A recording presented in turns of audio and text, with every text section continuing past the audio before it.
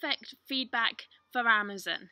My name's Katharyne Shelton. I present Treasure Hunting with Katharyne every Saturday on Spreecast, and I have the Facebook group, also Treasure Hunting with Katharyne. So please do join us there. I'm always happy to have feedback, to hear your questions, suggestions, and to try and answer those as well as I can.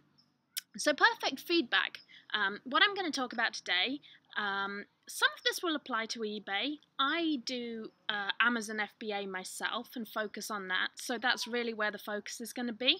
I do eBay as well, but I don't find feedback to be so much of an issue on there. So this is really focusing on Amazon and on FBA. I will have a few merchant fulfilled tips though. So what I'm going to be talking about today, whether feedback is important and whether you should be addressing it, I think it is, and I'll explain why. I'll explain what I see as the important things about feedback on Amazon. Then I'm going to talk about how to avoid bad feedback, what you can do even before you start listing, and then how to detect when a customer is unhappy, and to get to them and talk to them before they get to the stage where they leave a negative or neutral feedback for you. Next thing, I'm going to talk about what you do when you actually get a negative or a neutral feedback, when you should talk to Amazon about that, when you should talk to the customer about that, and when you do talk to the customer, what you can say to them and how you can get them on your side and get them to reconsider that feedback. And finally, I'm going to talk about how you can improve your feedback score and what to do to ensure things go well in the future. So, perfect feedback. The first question is, why is feedback important? Well, there's two things about feedback. First of all, it shows up to customers. So when they're looking at which marketplace seller to buy from, they're going to see your feedback score. Now, this is less obvious on certain platforms, on the mobile platforms, and there are some people that never look at feedback. They just don't care because they know that Amazon has such good return policies that Amazon's got their back. So it doesn't matter if the seller is a bit shady, they'll still go ahead and buy from anyone with any feedback. I don't think that's true for everyone. I know that personally, I look very carefully at a seller's feedback, especially if I'm buying an expensive or a complicated item. As a buyer, I would rather buy from someone who has feedback probably above 95%. And if it's around that mark, I will click and be looking at the comments, and I'll want to see what problems people had with that buyer, with that seller rather, and how that seller went about addressing them. The second reason why feedback is important is that feedback is one of the 3 factors that makes up your order defect rate, or your ODR on Amazon. Now, your ODR is super important. That's really what your account lives or dies by. Now, with Amazon, they want your ODR, your order defect rate, to be below 1%. That means for every 100 orders that you receive, you can only have 1 serious defect with them. So the defect is an A to Z claim, which you can avoid by doing FBA, a service chargeback, or a negative feedback.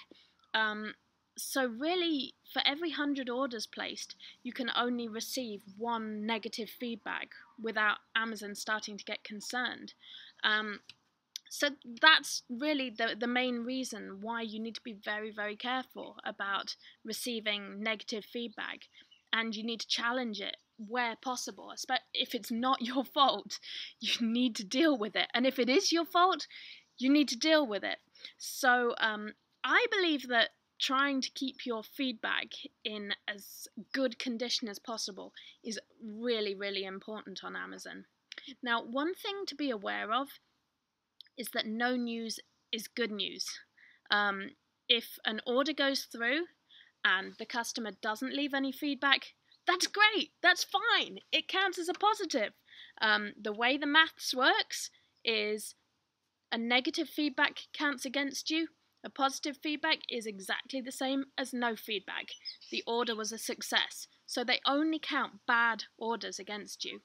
This is why I would personally be very, very wary of any service that solicits feedback, because I don't really see the point.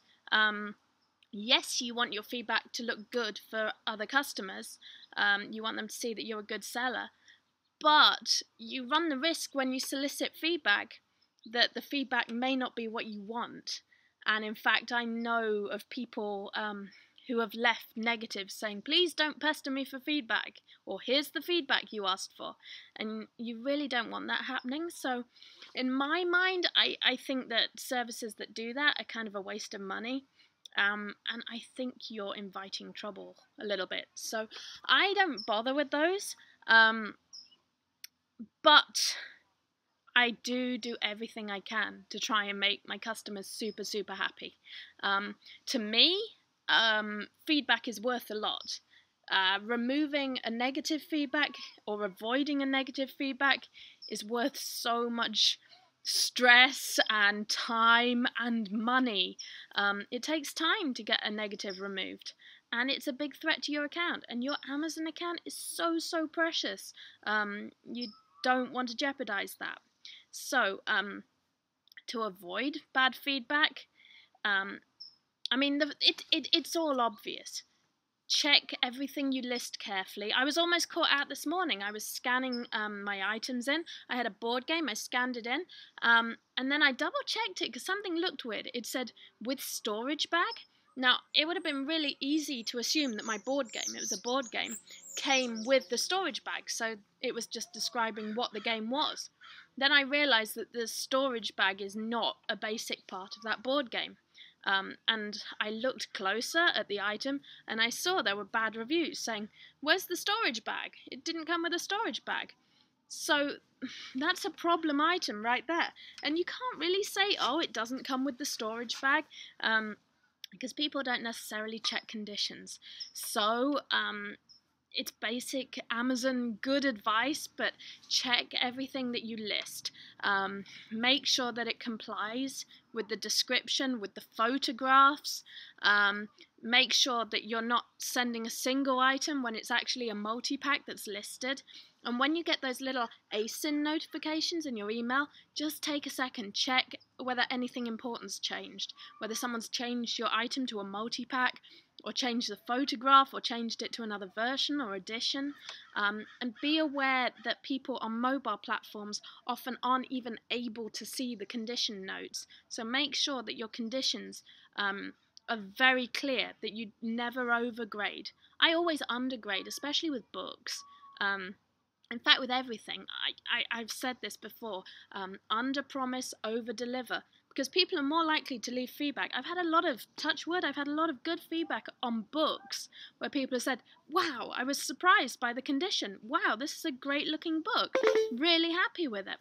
So, always under-promise, over-deliver, especially with books. And I found that book people tend to leave feedback more than a lot of other people. They tend to be very pleased when they get a book that's in really good condition. So I do like books for good feedback. Here's a merchant fulfilling tip.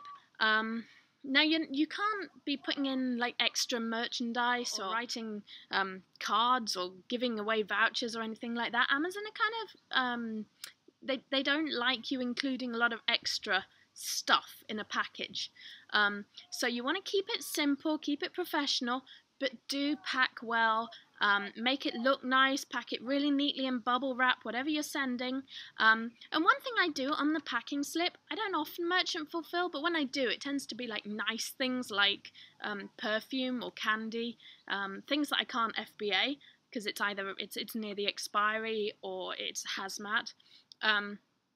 So because I tend to sell like girly, nice, like fun things through merchant fulfilled, I'll often put a thank you on the packing slip.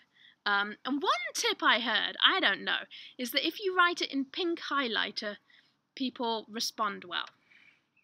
I don't know. I'm not gonna say like this is like the magic thing, but pink highlighter on girly gift items with maybe a smiley face might work. If you sell like executive items or very serious scientific items, probably not pink highlighter and a smiley face. Maybe just a handwritten thank you very much and your name on the packing slip. But I do think you can include that as just a personal touch, just writing thank you on the packing slip. And I do think people respond to that and see that it was a human being that packed their item, and they're more likely to take a moment to want to thank you back. So there is that. I think it's very much a reciprocal thing. If people feel that you've gone out of the way and done something for them, they have this sort of sense of obligation to do something for you. It's why people always want to respond to an email, and you end up with someone saying, thank you for your email. No, thank you for your email. No, because no one wants to be the last person in the chain. So if you feel like someone's done you a favour, you kind of naturally want to return that favour. Which we come to later, actually. That kind of fits into how you deal with a negative feedback or a neutral feedback. Moving on, this is something I haven't seen anyone talk about on any groups. I might be wrong about this. There might be someone who does this. But this is something I do, and I've had a lot of success with doing this. When I see a refund go through on Amazon, because I do FBA, Amazon just tells me, and they say refund has been initiated. Don't you hate that? Isn't that awful when you see refund initiated and you go, oh, how much is it for? Oh, yay, it was only $5. Or, oh, it was $100. No. Yeah, I don't like those emails, but I don't ignore them. And I think most people just ignore them and let Amazon deal with the customer service, which is great, which is what Amazon do when it's FBA. You're kind of paying Amazon a fee to handle the customer service. However, I see that as a heads up. I see it as there's a customer who's not happy. Something went wrong. Something wasn't right for them. And as a seller, I've just noticed that those are the people that are likely to go on and leave you a negative feedback, because they're going to get an email, say a month from now or 2 weeks from now, that says, hey, were you happy with this order? Would you like to leave feedback for your seller? And they'll go, yeah, I had a refund on that. It arrived broken, or it wasn't the right thing, or it had melted, or there was something wrong with it. They weren't happy. So those refund messages are kind of a blessing, because they're telling you that the person is unhappy. So I tend to send a message. As soon as I see one of those refund notes, I send a message, and they work. Let me tell you, I had one of these. It was for, let me see, a barbecue fork thermometer. And I emailed the guy. This is what I emailed him. And now bear in mind that when you get a refund message, you don't know what the problem is. You just know that a refund was initiated. You can go and look and see what happened to the item, but usually you can't see what happened until it's arrived back at the warehouse and it's been returned. Usually the refund happens before the item has been returned, so you don't really know what the problem was. So this is what I sent when I got a notification that there was a problem with a barbecue fork thermometer. I still don't know what the problem was. Maybe the guy just didn't like it. That's also possible. He may have just received it and he decided he didn't need a fork thermometer. Perfectly okay. It doesn't really matter. It doesn't matter. You could have sent him a box of frogs, or you could have sent him a beautiful fork thermometer. Whatever reason he wants to send it back. So this is what I sent. Hello, and then his first name. I am so sorry you had a problem with this fork thermometer. I am glad to see you received a refund from Amazon and would like to offer my apologies if this item was in any way not as you expected. If there is anything else I can do to make this right, please let me know. I'm a one-woman business and I work hard to ensure each item is in great shape, described accurately, and every customer is delighted with my service. And I apologise sincerely if this was not the case this time. Please let me know if there is anything more I can do to ensure you are satisfied with this experience. With very kind wishes, Katharyne. And then my store name. I'll go through this, but let me tell you what the guy replied. He sent me a message and said, I just wanted to say how much I appreciate your email. Thank you. Cool! I've had other responses like that, and I've had positive feedbacks left as a result of doing this. Just great customer service. Wow. It's an opportunity for feedback. You get to hear what the problem was. I've had people contact me and say, well, actually, yeah, I am unhappy. This whole thing arrived broken. Okay, that sucks. And it tells you that it's an Amazon FBA problem, that the item was smashed up on the way to them, or it was damaged in the warehouse. So that's actually useful, because if they go on to leave negative feedback, you can let Amazon know that and say, hey, this was smashed up on the way to you. Also, it lets you wow them with your customer service. You can turn a negative experience into a positive. So I think it's a good thing to do, and also it hopefully averts them from leaving a negative feedback, because they're not like, oh, I couldn't contact the seller, oh, I'm just so cross about this. If they are cross, instead of leaving you feedback, they're probably going to tell you and be like, yeah, I'm cross, I'm not happy. Great. So it serves a lot of purposes. Get in there if you get a refund, intercept it, find out what happened. It gives you information, and it gives you a chance to connect with a customer and make them happy. So let me go through my email to him and what I did. First of all, put yourself in the customer's shoes. Now, I know there's people who are like really concerned about being scammed on Amazon. They think that everyone's out to get them. And yeah, there are scammers. I mean, touch wood, I've sold like tens of thousands of items on Amazon, and my experience of scammers is very, like, pretty much nil. Or if it is, I haven't really noticed, because it's such a small fraction of customers. And I try to always give customers the benefit of the doubt. I put myself in their shoes and I try to see why they're upset. And most people are reasonable. I've seen some people who've actually left angry feedback and then they've withdrawn it voluntarily. It's just disappeared because they've second thought it, and sometimes you can tell that people are just annoyed in the spur of the moment with something. But and then they think it through and they didn't really want to react like that. So I put myself in the customer's shoes. That's the first thing. I think, why are they upset? What's the problem here?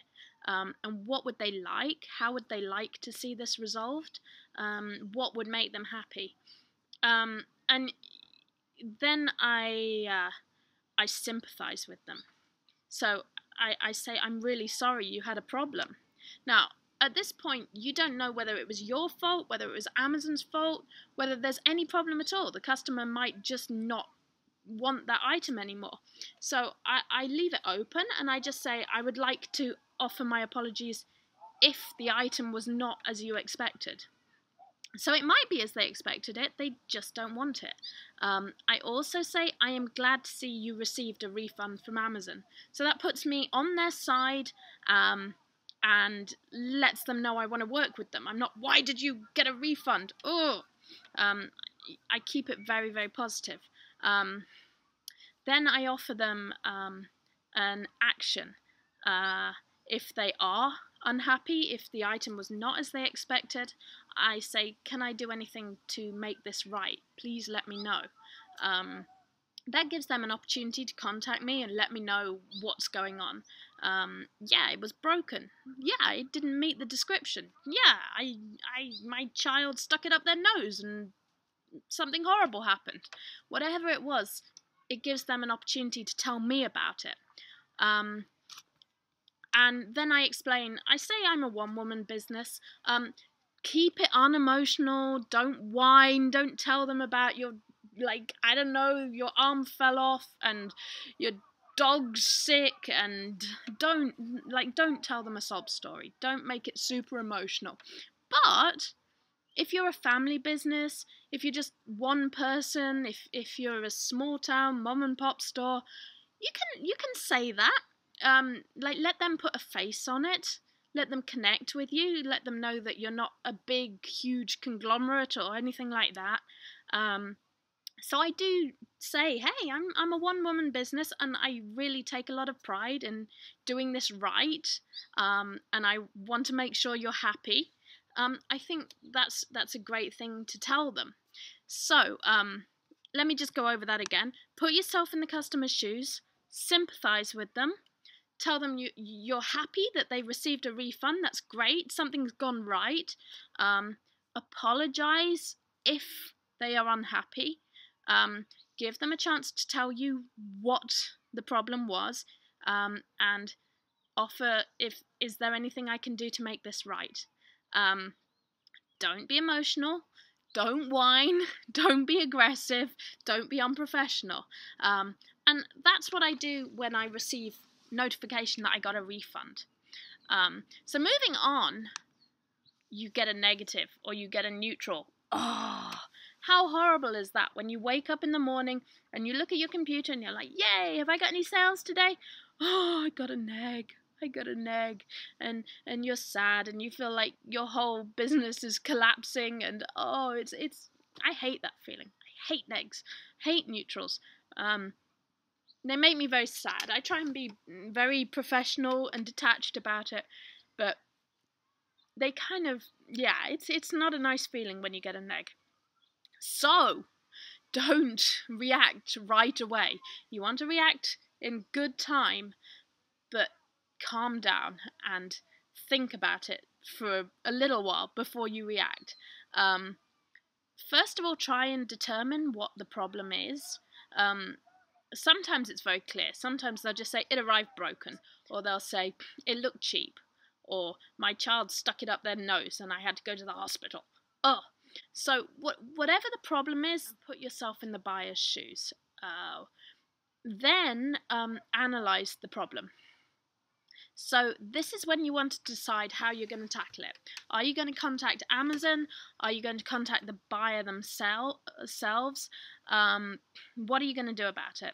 So the easiest thing to deal with is probably an FBA shipping problem. If like I've had some strange ones. I had one where they said this candy bar arrived with a Sharpie mark right across it. And this was a Valentine's peanut Snoopy candy bar. So someone would buy it obviously as a Valentine gift, and for some reason Amazon had found the need to get a Sharpie and draw a line across it. So something like that, or just it arrived melted, it arrived broken, it arrived in whatever shape. That's pretty obviously an FBA problem. So great. That's easy to deal with. You just email Amazon, you contact them through the contact seller support, you click feedback problem, and you tell them it's an FBA problem, and you explain it, and they'll strike it through. Which, it's good and bad. It's bad because it stays on your record. So if you have like a ton of crossed through, oh, this arrived broken, oh, this arrived melted, this... like, that doesn't look too good for your packing system. So the positive of having it struck through is that the customer can't go and put that back. The feedback's there, it's left there, and it no longer counts against you, and they can't change it. They can't do anything else to it. Which kind of leads me on to the next thing, which is if the problem is anything else, it's easy to say always go to Amazon and contact Amazon and ask them to delete the feedback, delete the negative or the neutral feedback. There's one thing to be aware of, and that's that Amazon can notify the customer and say, hey, we removed your feedback, it didn't meet with our guidelines. Some customers could be vindictive, and if they get that message, if they left you a neutral, they might now leave you a negative. They might go and put that feedback back. And I would be very wary about removing neutrals, because neutrals do count against you in your feedback percentage, but they don't count against your ODR. So excuse me. So I would be a little bit wary about asking Amazon straight out to remove a neutral. And I would also think hard about just asking Amazon to remove a negative and leaving it at that. You might want to contact the customer as well as contacting Amazon, and make sure that they are happy, and they're not just going to go and put that negative straight back. Because if they do that, the chances are you're not going to ever get them to remove it. And possibly, if they're clever, Amazon aren't going to remove it either, because they will leave it in a way that it fits the guidelines. If the problem is not an FBA shipping problem and it's not a strike-through problem, I would look through what the problem is. If it's a product review, you'll probably get it removed. I mean, you will get it removed. Amazon say they will remove a product review. Now, a product review is easy to identify if the customer marks, yes, the item is as described. There's a box, they can say it's as described, but they don't like it. It's not your fault. If the chocolate doesn't taste like they want it to taste, if they order coffee and the coffee's not their favourite blend and they say this coffee doesn't taste good, as long as they tick the as described box, you're fine. It's easy. It's a product review. You can tell Amazon, hey, this was a product review, and they'll probably remove it very quickly. If they say not as described, you've got to make your argument a bit stronger to Amazon and say, yeah, this was a product review. Even though they said it wasn't as described, I really did describe it accurately. Look at my description. Here's my picture. Here's the description. What I sent absolutely met those criteria. It was in good condition when I sent it. This was a product review.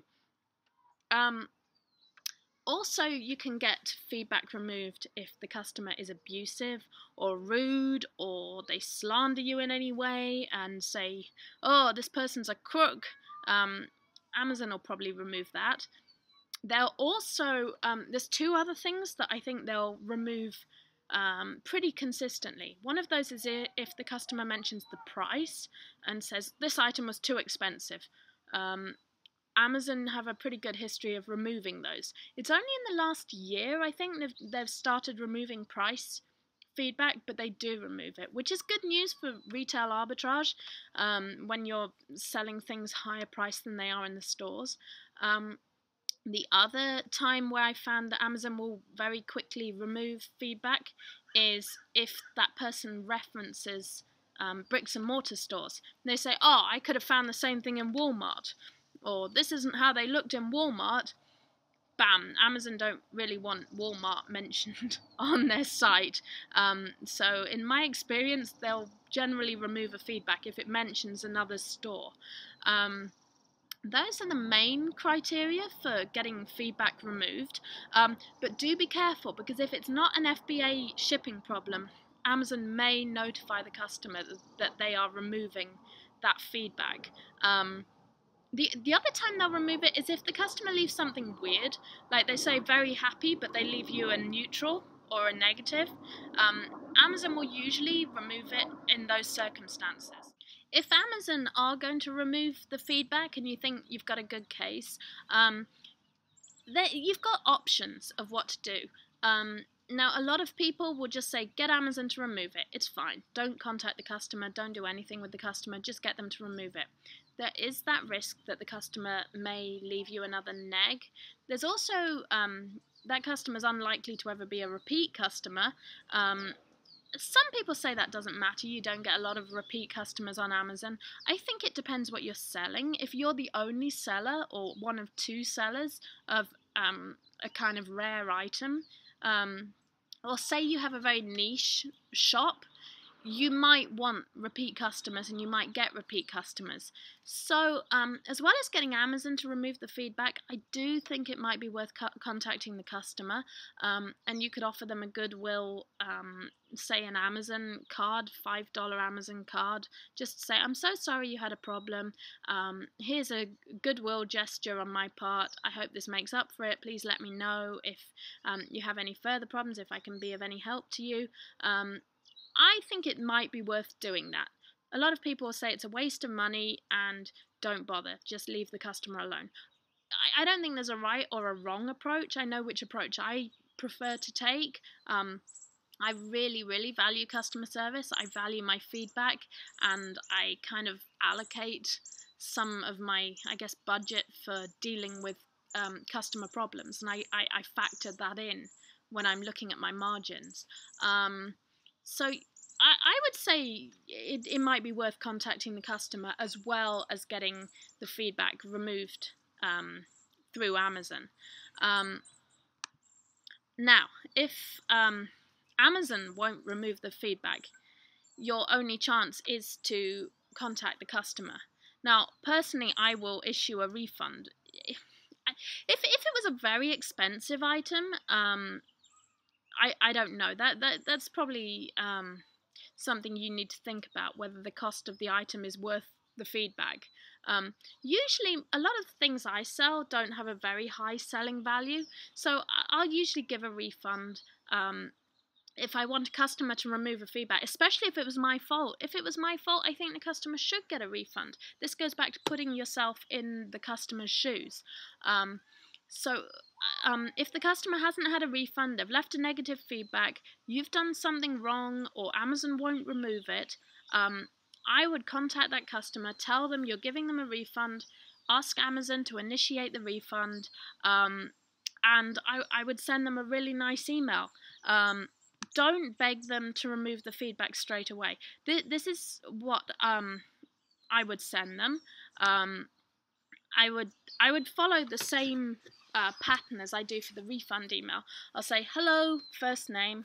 I'm so sorry you had a disappointing experience with this product. I'm so sorry this happened. I can understand your frustration and disappointment. Then I will say I'm initiating a refund. Let me see, and then I'll do the same. I'm a one-woman business. I take pride in delighting my customers and providing the level of service they expect. I hope this makes things right with you. If there's anything else I can do to make sure you're satisfied, please let me know. Your feedback is very important to me. I take it very seriously. It has a very big impact on my business, on my standing with customers, and my ability to keep working with Amazon. Thank you for your time, and I hope you have a lovely day. Actually, I don't know if I would mention the feedback in the initial email. And this one I did, but I would say don't talk about feedback at this point. Just say, you could say thank you for your feedback, but it's the same steps. Put yourself in the customer's position, sympathize with them, apologize that they are unhappy, that whatever happened, it wasn't what they expected. You don't have to admit blame, but you can say this wasn't as you expected, and I'm very sorry you didn't have the experience you wanted. Let them know that you're a real person, you're not a big corporation, that you have a face. Let them know that you're a small business or a family business, without getting emotional, without a sob story, and explain what happened if possible. If another seller changed the picture, you can say, I'm so sorry this happened. Listings are shared and I didn't notice that this one was changed to a multi-pack, or that something happened. You can explain what happened, and let them know if there's any steps you'll be taking to make sure it doesn't happen again. You can say, I've corrected the photograph, I've corrected the description, I'm emailing Amazon to explain that the bullet points need to be updated to have this in the description. So sympathize, thank them for the feedback, apologize, explain what happened, and give them a refund. Explain you're a small business, and finally ask them, is there anything more you can do to ensure that they are delighted and that you're providing a great 5-star service? And yeah, actually I wouldn't mention feedback at all at this point. Now, if a refund has already been initiated and you get a negative feedback, that sucks. That really sucks. Because it becomes more difficult. What are you going to do if you can't just give a refund to a customer? I contact the customer and I say, I'm glad you received a refund. We're back to that again. And also, I noticed that you left a negative feedback and you're still unhappy about the problem you experienced with this item. I'm so sorry. I recognize your problem. And at this point, I just try and picture what they want to be happy. In this case, I've got an email here that I can use as an example one, which is kind of the same as what I was reading before. I had a lady who was unhappy with a popsicle kit, and what happened? Another seller changed the listing to say it was a 3-pack when actually it was just one kit. So this is what I said to her. Hello, first name. I'm so sorry you had a disappointing experience with this popsicle kit. Unfortunately, several sellers have access to the same listing, and it got altered by one of these sellers to state 3-pack when the original listing was only for 1. Unfortunately, I did not notice this change, and I am so sorry this happened. I can understand your frustration and disappointment. I see that you have received a full refund from Amazon. In addition to that, I would like to personally send you this Amazon gift card for $11, which should hopefully cover the cost of a replacement set. This is the code to redeem this card, and then I give her an Amazon gift card code. I'm a one-woman business. I take pride in delighting my customers and providing the level of service they expect. I really hope that I have made things right with you, and if there is anything else I can do to make sure you are satisfied, please let me know. Thank you for your time, and I hope you have a lovely day, Katharyne.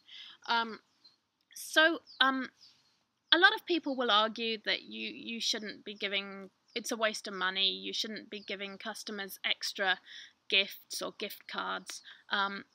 Honestly, I think $10 or $11 in this case is absolutely worth it to get a negative feedback off your record. And I will probably spend 15 or I will spend a small amount of money to try and get a customer happy if I can. I had one situation where a lady was really angry over scrapbooking paper. It was a scrapbooking emergency. What happened? I bought scrapbooking paper from Big Lots, and it had a UPC number, and I went by the UPC number, and it turned out there were 2 very similar scrapbooking packs that had the same UPC, but were actually different. They had a different pattern, and I didn't notice this, which was my fault, entirely my fault. And she received the wrong one. I sent the wrong one in, she received the wrong one, and she was really angry about it. She was really unhappy about it. She left me negative feedback, and I refunded her, but she didn't respond. She wasn't very happy.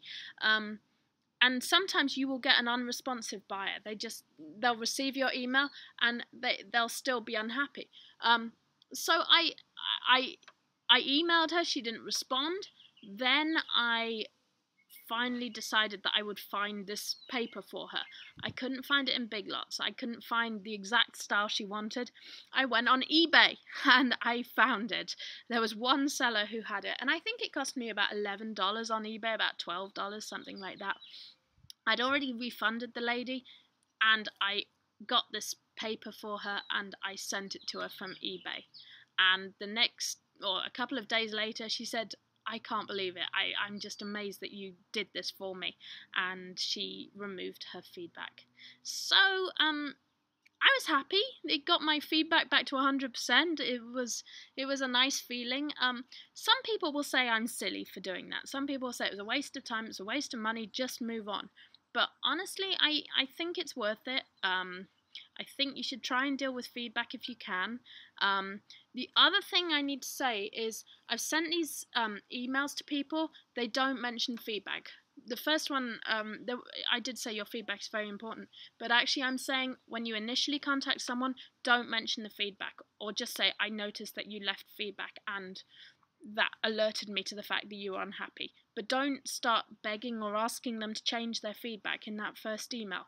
Just the first email, make them happy. Whether they received a refund, whether they didn't receive a refund, whether you're just talking to them because you got a notification they've been refunded and they haven't yet left feedback, just contact them and make sure they're happy. The first email is just about making them happy. That's all it is. Once they've had that email, they may respond to you. If they respond to you, then yay, that's great. You can enter into a dialogue with them, and then when you're sure they're happy, you can say, I wonder if you would be so kind as to consider removing your feedback. It would mean a lot to me. And you can give them two choices. They can either just go through the stages that Amazon gives you to remove feedback, going through their orders. You click on your orders and then you look for the order, and then they click remove feedback from that. They can do it that way, and you can tell them how to do that. Or you can just say to them, please confirm to me now that you would be happy to remove that feedback. And if they say to you, yes, I would like to remove the feedback, bang, you can contact Amazon and say, look, this customer wants to remove the feedback, and Amazon will do it for them. So that's a really good tip. It's something that Amazon don't make very clear, but if you have an email from a customer saying, I want to remove the feedback, Amazon will or in my experience, Amazon will go ahead and remove that, so the customer doesn't have to be worried about where to click and what to be doing to actually remove that themselves. I say don't mention feedback in any initial contact because you do not want to be seen bribing a customer or blackmailing a customer in any way. You can't say, I'm going to give you this refund, I'm going to give you this money if you remove your feedback. And you can't say anything that makes it look like bribery or blackmail. So you can say, hey, I'm sorry you were upset. I really want to make this right. What can I do for you? As a goodwill gesture, here's a gift voucher, here's a refund. You can do all that, but don't mention feedback. Definitely don't mention feedback at this point. Don't mention feedback until you know the customer is happy. But you can check in with them after that. You can say, hey, I hope you're happy now. If there's anything more I can do, please let me know. If they're not responding to you through email, you can write them a letter. You can snail mail them. You can send them a gift card. You can send them a replacement item. You've got to put yourself in their shoes. What would make them happy? And generally, I found customers to be pretty awesome. And eventually, hopefully, you will get that feedback removed. As long as you show that you really want good customer service, you really want to make them happy, I think you've got a good chance of getting it removed. So that's pretty much what I've got to say about feedback. If you have any questions or anything more that you'd like me to address, join the Facebook group, send me a message there, and I'll try to answer it. One more thing, if you can't get a feedback removed, the best thing is really just sell more, and sell easy things that will make people happy. Like I've put here, sell small, simple, pleasing, cute things to get your scores up. Books tend to get good feedback. Sell things that are very simple, like I don't know, paper or pens or cute animal things that people will go, oh, I love it, it made me happy. Or candy, or just sell up your volume so your ODR's okay. Remember, you can only have one negative feedback for every 100 orders, so you do need to try and keep your stats up, keep your maths good. I wouldn't pay for feedback. I think it's very dangerous. I think there are services, people go to Fiverr or whatever, and they like pay for feedback. I wouldn't do that. I wouldn't touch that. It's against Amazon policy. And if they get wind that that's what you're doing, you're gonna lose your account. So I really don't advocate doing anything like that. I just say sell more, up what you're selling, and hopefully you'll get some good feedbacks. Just move on. Don't let it get to you too much. Do everything you can to get it removed. If you can't, don't harass the customer. Don't cause them any upset. Move on and just sell more. And describe well, pack well, and you'll be a great Amazon seller.